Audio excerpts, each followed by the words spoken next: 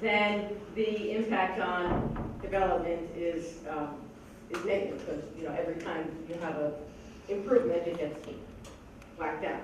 So, so the frequency, high frequency, has a negative impact on development. But the analysis shows that infrequent disasters can have a positive impact on development, because it provides an opportunity, well, first of all, aid comes in, and it provides an opportunity to rebuild and rethink things in a different way that you wouldn't have if it hadn't had that disaster. So it's awful that there are disasters and that people die, but what the analysis does show is that it can provide an opportunity to change a path to development. Yeah, I was just thinking about Hurricane Katrina that happened, and how there have been complaints about how the disaster relief has been handled there, especially with just the amount of poverty that has occurred out of not being able to clean up the area in time and all of that.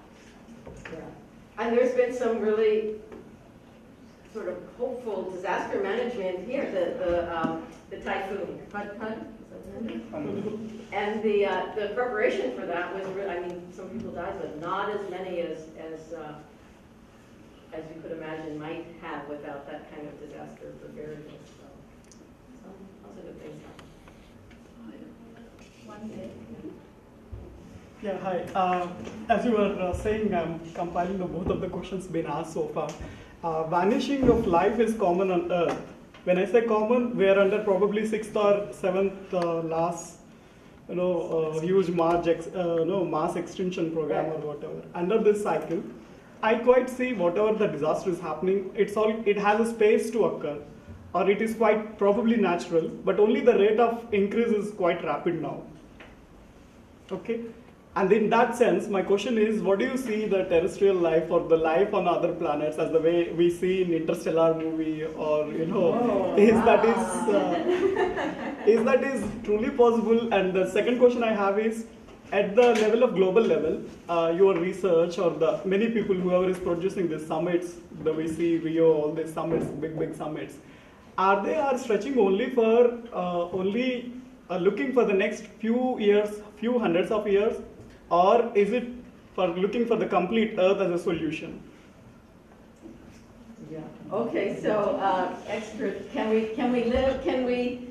Okay, if things get really bad here, can we just go to another planet? No, that's. There's a really interesting place in the desert of Arizona called Biosphere 2. Anybody ever been there? Mm-hmm. Yeah. And the goal there, it was funded. It's a little wacky. The idea there was to create exactly that, biospheres where this particular cold, really it was, could go when the world, whatever happens to the world, and there's no place to go. So in Biosphere 2, there was tropical forest, there was desert, there was food production, there was, trying to mimic the Earth systems that maintain life, that are our support system, the recycling of nutrients, recycling of water, maintaining climate, all of those aspects of the Earth system that maintain life. And they couldn't do it. They couldn't do it. So we live on a very, maybe not unique, but a really pretty incredible planet that has all of this machinery for recycling our wastes and providing water and providing the nutrients that plants need that we then eat. And we don't know. It's in such a vast complexity, that Earth system, that our knowledge is nowhere near being able to recreate that. It would be, I think, the height of hubris to think that we understand the planet that is the life support system for us enough to be able to reproduce it. And in that sense, whatever we are doing right now, are we only stretching for few hundreds of years, next few hundreds of years? Or our solutions or our thinking process, is it addressed to the complete care of the earth?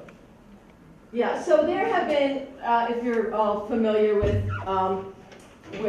projections that have been made in the past, Malthus being famous at the end of the 18th century for projecting that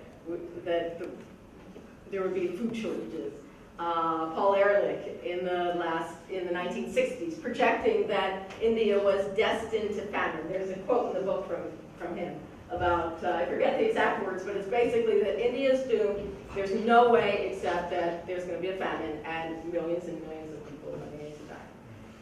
That didn't happen, largely because of the Green Revolution, so I'm sure you all have had many discussions about the Green Revolution and all of the critiques of that, very important discussions to have.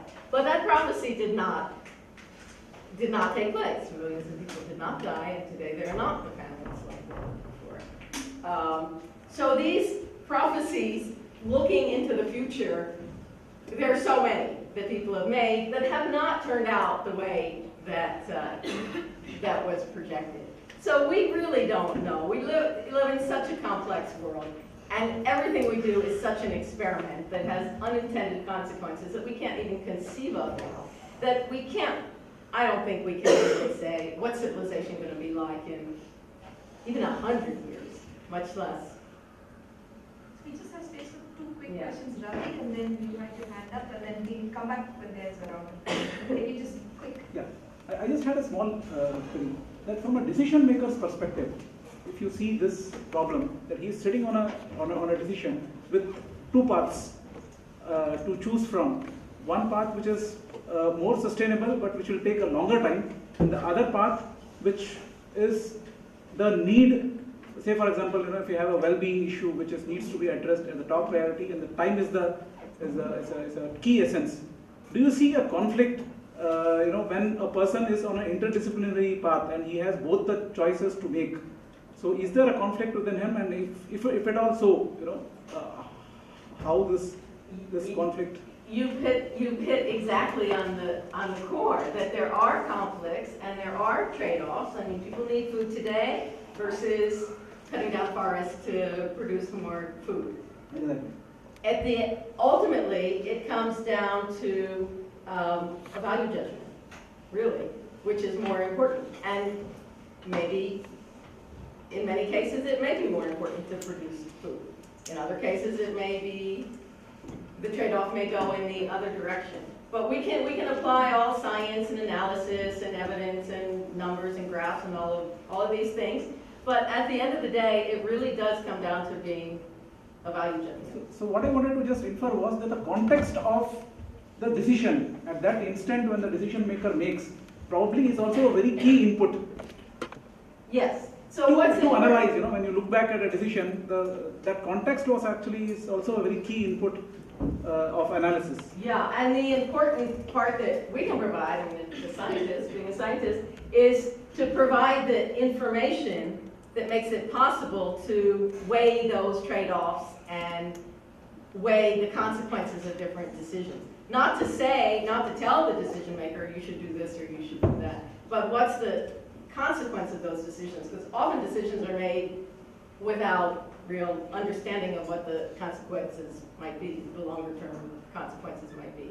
But again, it's the value of that decision maker and society's values. One last question. I was just curious on your perspectives on overpopulation and population control within the context of sustainability, not only of our environment, but of the species as a whole. Mm-hmm. Yeah, the population question gets it's sort of the first thing people latch onto with sustainability. I think I don't go along with that. That the biggest problem in the world is overpopulation. Population and population growth is really endogenous outcome of society. So we've seen in so many places, including in India, so many places around the world, that when people are better off, when they have job opportunities, when women get educated, when girls go to school, particularly job opportunities for women, that when people urbanize, then the fertility rate, people have smaller families. I mean, I'm sure I see that in my family, probably definitely see that in your family. So we see that over and over again around the world. So population as an issue per se, or problem per se, I don't really see it like that. I see reducing population growth as part of development, economic development. Now the sort of complicated part comes in because when people improve their lifestyles and all of these things that leads to smaller families, then their consumption generally goes up. So here we have this whole very complicated nexus of population and consumption. But I don't see population as a standalone biggest problem for sustainability. Thanks very much, Ruth. And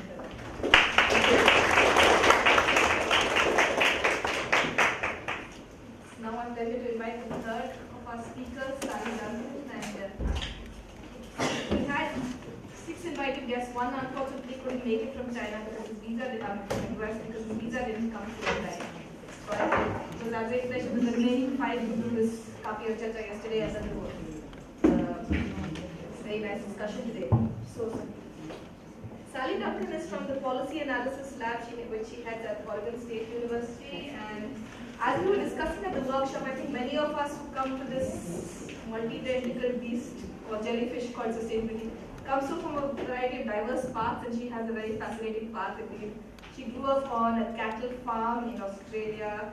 She did an undergraduate degree, and she not to be what an important stakeholder, but and did an undergraduate degree with a major in history, a master's then in journalism and broadcasting, then did something completely different for several years, and then went on later to do a PhD in environmental science. After which she does a policy analysis, runs a policy analysis lab. And just to quote from her, she says, "I choose only to work on projects that are transdisciplinary, solution-focused, and collaborative." I think in that you have a philosophy. Thank you. Thank you very much for the opportunity to be here. From what I've learned of what's going on at APU in the last couple of days, it's the only time in my life I've really wished I was younger again, so I could start over. And a lot of people say, "I wish I was younger," and I think, no. I know more stuff now. So I can't help but start out by asking how many people in the room follow international cricket? And then remind you that I was born in Australia. I just had to do that. But I think the main thing about the whole cricket series was that the last test, which was a draw, was the best one, apparently. So I grew up playing cricket. So I learned by doing. I want to talk about learning by doing. The last couple of days have been fabulous. I love being in India. I find it a very stimulating place. But this workshop was especially interesting, and we were asked to look at this from a Global South perspective, which is an excellent plan. It does make me wonder, where does Australia belong? Are we Global South? Because India's above the equator, and Australia's in the southern hemisphere. So anyway, so I said what I had to say, and what I found out was that there are very, very many similarities in the structure of how we think about sustainability and don't understand it and sort of struggle with it, in how we set up transdisciplinary or interdisciplinary courses, in how we do collaboration, in all the problems that all of those things bring to us.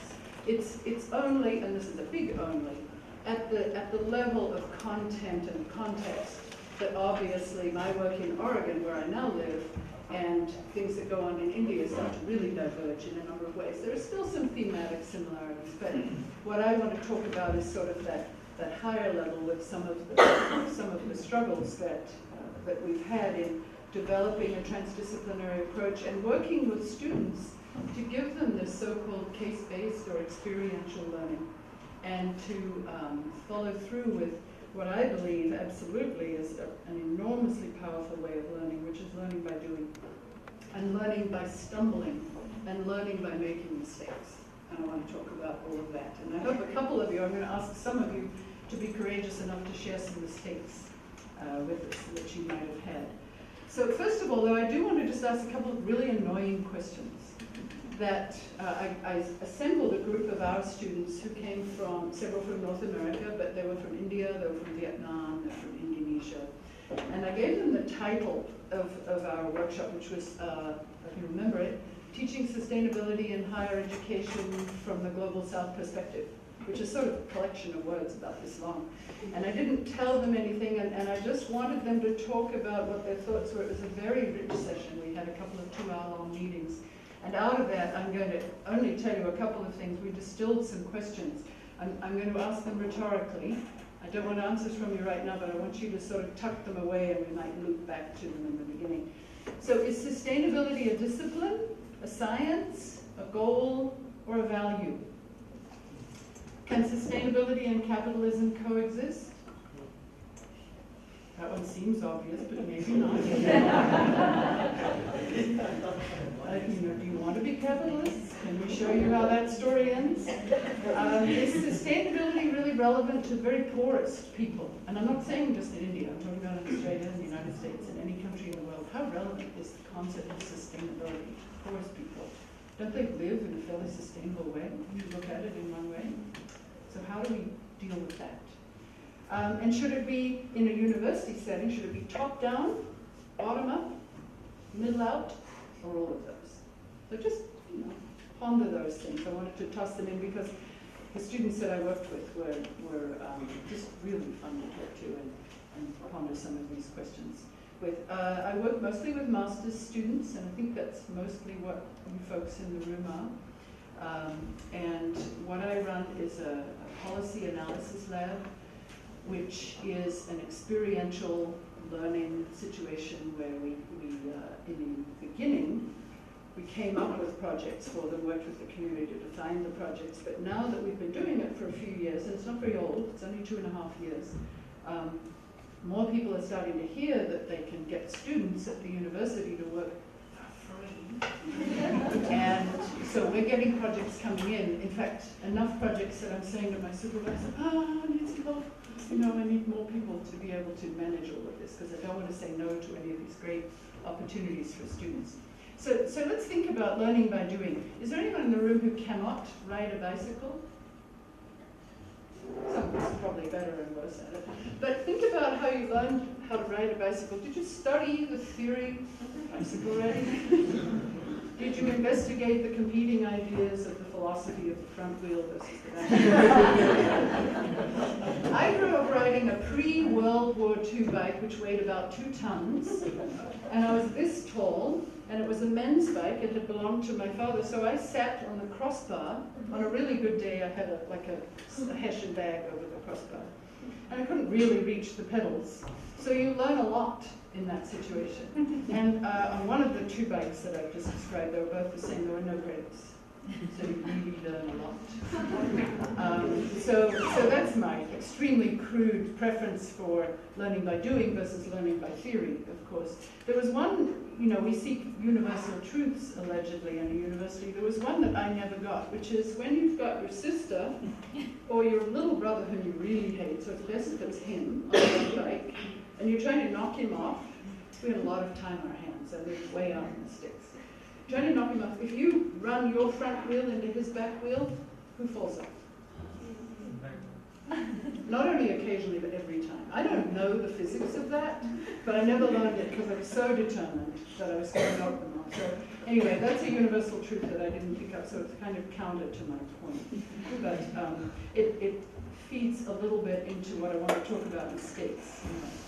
There are lots of mistakes. So in our lab, our students come to us. The lab was set up to give our master's students, a 2-year program in public policy, experiential learning. So they are thrown into, with some training, thrown into projects that are maybe from the immediate community. The town where Oregon State University is only 55,000 people.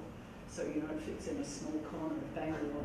So, but we do get some projects from the immediate community. Some come from further away. Some come from faculty who have been funded to do research that might be national or even international, and our students assist on those projects. But the idea is that they are put in a situation where they can draw from the toolbox that they get during their coursework in our master's program which is lots of economics, too much, most of them say, lots of economics, and then sociology and political science, and a good deal of theory, and several research methods classes which are also applied. So they come, they're self-selected. Everything they do with our lab, which the acronym for which is OPAL, so I'll refer to OPAL, everything they do there is on a voluntary basis.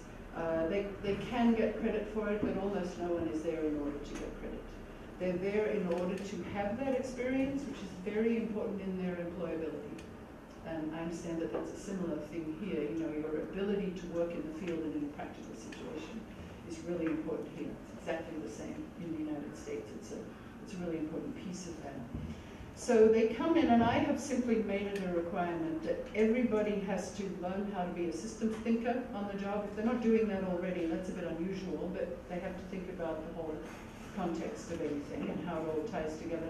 They have to think about what's referred to as the triple bottom line, you know, social, economic, ecological, but I like to call that a pyramid and add institutional, because institutional issues are really important, meaning, you know, government issues, NGO issues, city issues, that kind of thing. They can have a lot of effect on the outcomes of things.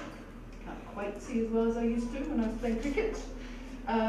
They have to be willing to do cross-disciplinary work almost exclusively. Sometimes it's only within our school, which is already cross-disciplinary, but other times we'll sit down at the beginning of the project and say, from which other disciplines across campus or from which other universities should we try to bring in people? We've had a lot of collaboration with engineers. We've had some with oceanography, quite a lot with forestry, beginning to have some with ag, and of course having grown up on a farm, I'd like to do a lot more with ag, but we're in the beginning, you're looking at the entire faculty population of the lab, and then I have some students who are kind of supported and required to give me each 8 hours a week to help me. So collaborative, cross-disciplinary, they have to learn time management. Most of the people who come to us looking for a project are already ridiculously organized. I don't know how they do this, because like you do probably, they have packed syllabuses, especially in their first year. And then in their second year, they need to be really focused on their final projects. But they still come, and they get things done. And so time management is sort of part of what they bring, but it's also part of what they have to learn. So we tackle projects everywhere from really small, where it might be a single person working. For instance, we have one student right now working on a project on multiply gendered or lesbian, homosexual students, and the problem of homelessness among teens within that population. So a lot of times families find that unacceptable. They throw their children out, and those children who are still in high school are now homeless. And so the student is looking for how social services can help those students. So that's one example. Another one that is a big project in the sense that will probably cover a number of years is transportation issues on the campus, in the immediate city, and up our valley, which is fairly heavily populated. You know, how to have less dependence on the car. You know, the car is absolutely supreme in America, but I'm really happy to report that apparently in the demographic that it is approximately your age group of the students in here, a lot of American students are arriving at your age without a driver's license. That's unheard of as little time ago as when my children, who are now 33 and 30, they could wait to be 16 so they could drive a car. You know. So I find that really promising, but meanwhile there are still all the cars and there's no parking and there's all kinds of things about greenhouse gas and lots of wonderful multidisciplinary sort of related potential for collaborative kinds of projects. I see that one going on for a number of years. We will be working at all kinds of policy levels. Everything from the federal, you know, acts of Congress, the federal highways, people who fund a lot of projects, the state departments of transportation, the counties, which is our next level down. They have a lot of control over road building and maintenance and public transport, cities, and then the university. Our town is small enough, so 55,000. We have a university with 25,000 students. We're starting, unfortunately, within that context to behave a bit like a gorilla. And so that leads me to another example of a project. This one's kind of tiny and almost goofy, but what I really liked about it was it built, we worked for free on this with the city. It built a small bridge between the university and the city, and that's kind of a conflicted and rather unhappy relationship right now.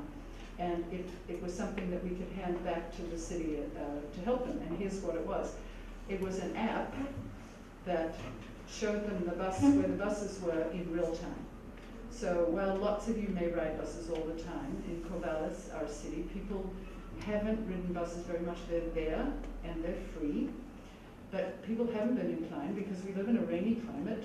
The buses are rarely on time. They have to stand in the rain to wait for them. They don't know how late they'll be. Meanwhile, they have a lecture at a certain time. They have to get there. So we wanted to help produce this app that would at least eliminate some of those problems. So the policy students did a very informal kind of a survey with bus riders to find out what they would like in an app. We teamed up with the computer science and electrical engineering folks who were in the app club. I didn't know there was an app club, but I found out. And it was their job to work with the city and get the data sets and do all that magic stuff that engineers and computer scientists do. So what we did was we came together with them, and we really liked each other, but the evening when we came together, we decided to have an appathon. Does a hackathon or an appathon make any sense to any of you? Well, our version of it was very low-key. It was a 24-hour challenge event, lots of food, mostly pizza, so it wasn't very expensive. And with the first night, the policy students presented the results of their survey to the app club people and said, this is what we found that people would really like in the app. And, it was fairly obvious, it wasn't rocket science, but we had done the survey. And then they sort of said, so, you have 24 hours to work on this, and let's see what you come up with. 24 hours to now, we'll have more food, and we'll come back, and we'll feed you all day tomorrow, and that kind of thing. Apparently that's very important to an appathon.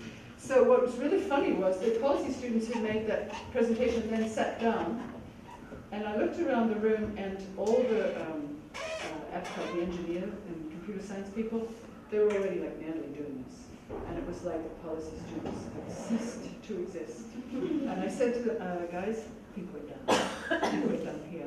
So we went away because we no longer had a role in algorithms, which is not what we're trained for.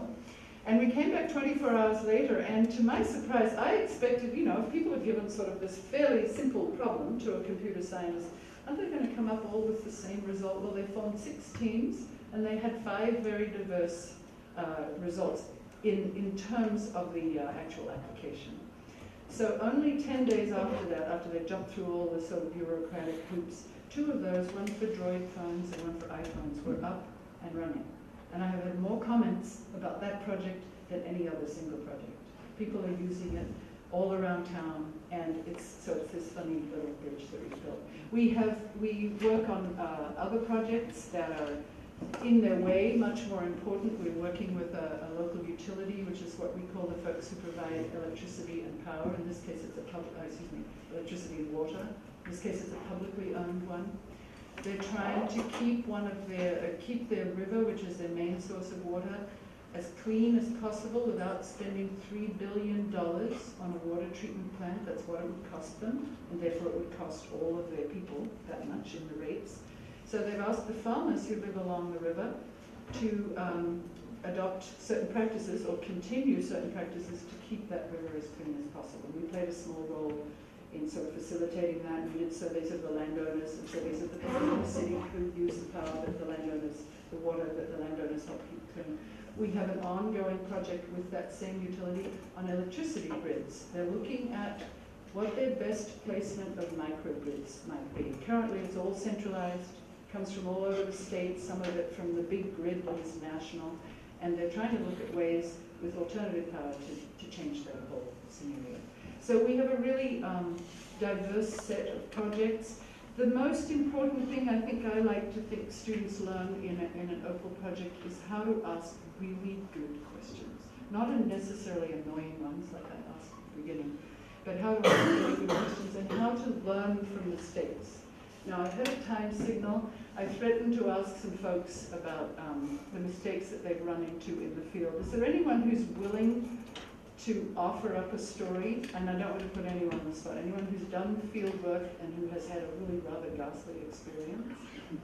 If there's not anyone, quickly, I'll tell some hours. We had a project with the school district, and in America, I don't know if it's the same here, the public schools have endless paperwork. You send your child in, fill out the forms every year, fill out the forms, you know, and you put the health stuff, and you give the questions, and you say what the history is, and all of that kind of stuff, and you do it every single year, and you think, well, now, they must have a really interesting database. Well, that's what they told us. So the students came back, we sort of set up the project and designed it. They wanted to look at dropout rates in high school. The students came back the first day and they kind of looked like this. And they said, these data are a complete disaster. They're all over the shop. Some of them are in Word, some are in Excel. There's paper files. There's, how on earth are we going to do this? This is terrible. We can't do this. And I smiled at them and I said, welcome to the real world. It awaits you. So they had to be flexible. They had to change their research question a little bit. They had to clean up the data. They had to go back and forth. They discovered the teachers are really busy. So when they tried to get a hold of teachers, it was really hard. And here was coming the deadline, you know, and they had to do some interviews. And so those kinds of, that was really a mistake. But the stumblings that you come across in the, in the field are really important to your learning. So that's the learning by doing piece too. I have many more such stories, and that's only my learning. I, as the manager of these projects, I try to be really hands-on. I'm not a hard manager, I'm not a micromanager. I like students to learn in their own way as quickly as possible. And when they have trouble, I make sure they understand that if they have trouble, I'm the person who has to help them handle it. It's not their fault. If something goes wrong, I have their backs. So they feel free to go out and try and, you know, to make the best of a difficult situation, and I think that's really important. It's really hard to do this kind of lab, this kind of experimental work. It takes a lot of time, and you have to manage everyone's expectations, the clients, the students, the faculty who supervise them other than me, and me. I suppose my expectations have to be managed. So I need to stop to leave our question time open, and I'm perfectly happy if we wanted to do joint questions right away. I think we're running slow on time.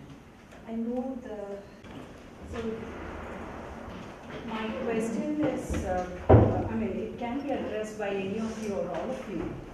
I have one question and I will explain it in three reasons why the question. The question is, can social justice framework replace sustainability? This is a question from the periphery. Now, why the question? First reason, we anyway see distribution as the most wicked problem. And second, all ecological actions in our part of this world actually have to be taking care of the social normatives. The third reason for the question is, however ecologically conscious we are we sure as a species that we can sustain this species, our fellow species, or our planet? So, the question.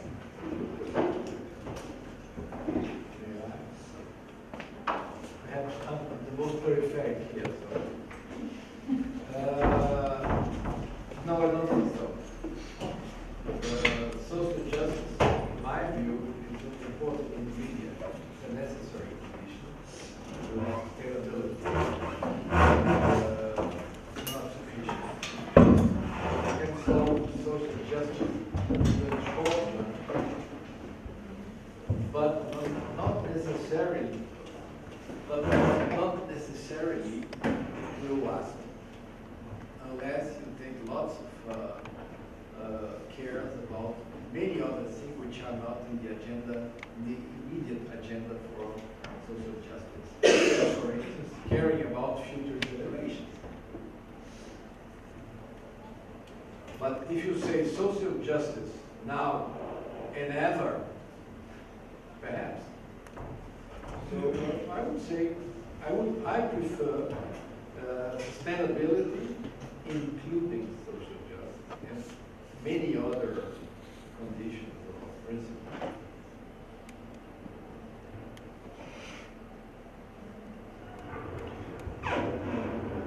Right. I would agree with that. It depends how you define the scope of social justice. If you define it broad enough, then it might be synonymous with sustainability, but you have to be broad. I don't think social justice is comprehensive enough to somehow to replace sustainability. But on the other hand, you cannot achieve sustainability if you don't have social justice. Right. I just would like to know from you, what is the role of social engineers in development field, particularly in developing countries? Social engineers. Already, this is quite a peculiar combination. Social and engineer. Can you give an example of a social engineer? Maybe I would put myself as a social engineer, not exactly, who is having an engineering background or analytical background. And when you combine, when you work in social sciences fields, that is, you deal with, you will interact with the society in a particular way. So I believe this combination of people, how do you see in developing world particularly? Well, Because I raise this question because as you're saying we are the not talking about engineers interested in social issues. We're Right. talking about engineering society. right. So The second. No. No, actually, I intend not only the engineering field. I look at the analytical as aptly said by you. The second, engineering in the society. Probably that would fulfill my answer. Using engineering for social good. No, engineering the society. Let's say. Not with engineering degree. Right, absolutely. Not only the engineering degree, because you're particularly say you mentioned about the interdisciplinary work, and ma'am also talked about the people across different. I have a question that precedes that. Is society to be engineered?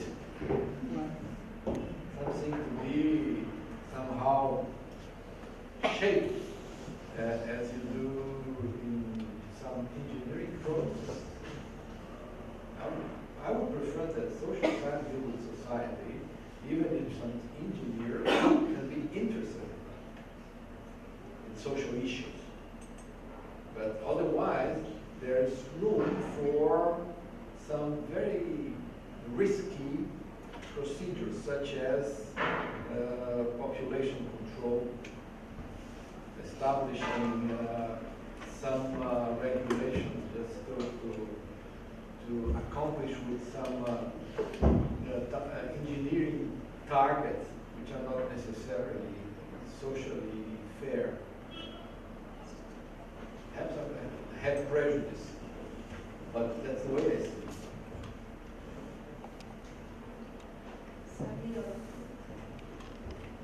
I would only comment that the term social engineering has some negative connotations. I don't know if you have that same response of top-down management of groups in society. So I don't think that's what you mean. Not exactly. As a solution provider, or you really put yourself, your thoughts, or you innovate some new processes probably as a solution provider, simply put. How as a change agent or a development practitioner or a social change agent, as rightly said. So how is their prospectus in particularly in developing world context? I'm not.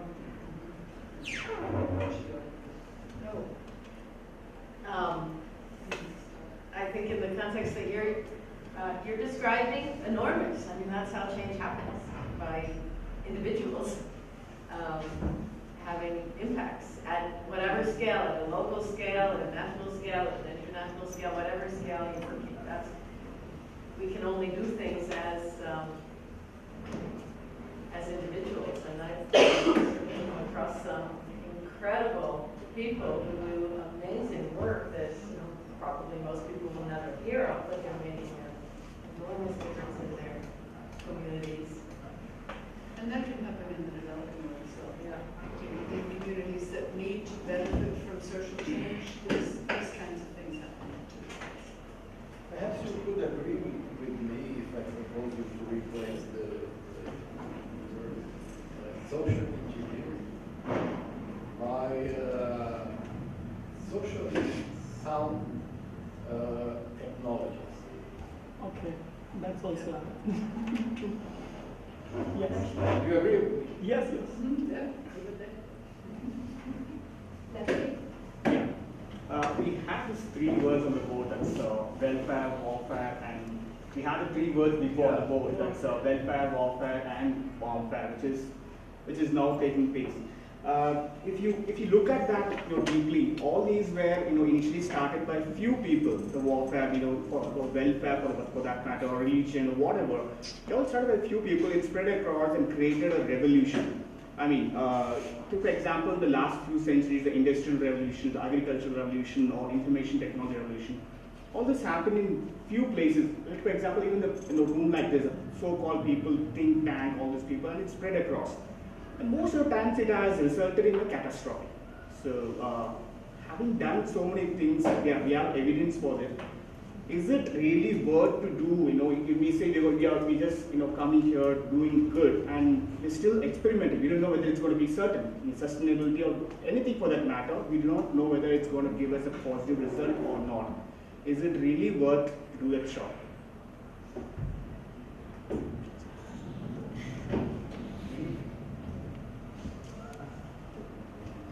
Well, the spread of technologies has, throughout human history has been led to both negative impacts and positive impacts. Like the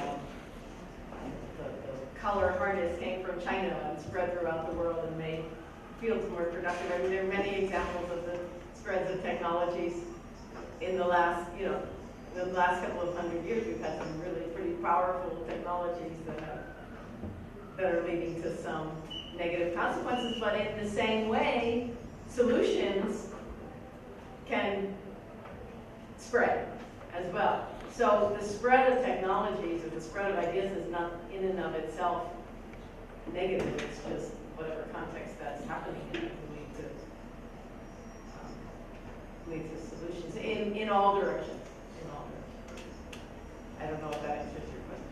The question is the problem is itself created by us, and we are inventing the solution for our own problem which we created before. For example, the very recent example of the warming, global warming. It's created out of industrial revolution, which we thought is going to revolutionize the world.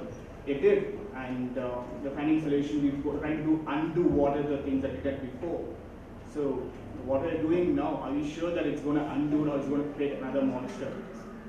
Well, that's why, we can never, that's the complex world we live in. How do we, the people who were digging for coal, they didn't, there were predictions going far back, but they didn't foresee all of the consequences. So how do we use our knowledge now to be able to try to foresee the consequences as best as we can? We'll never be able to know what all the consequences of our actions are.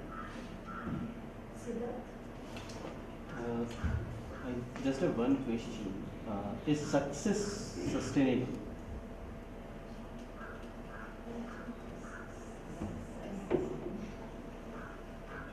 I would give you an example. You people were talking about a clear understanding, if not a precise definition of sustainability. The way I understand sustainability to be is, more like a jellyfish or a multi-headed monster. If you arrive at a particular or a precise definition of it, you are actually undoing what is sustainability in some senses. But then, the academic rigor or something wants you to be, successful in that way, to be precise. So taking that thread forward, is success in any terms sustainable? Because we all, in one sense or the other, take our foot back when we are, apprehensive of mistakes. I would start by answering that that's the power of mistakes. So it's maybe success in mistakes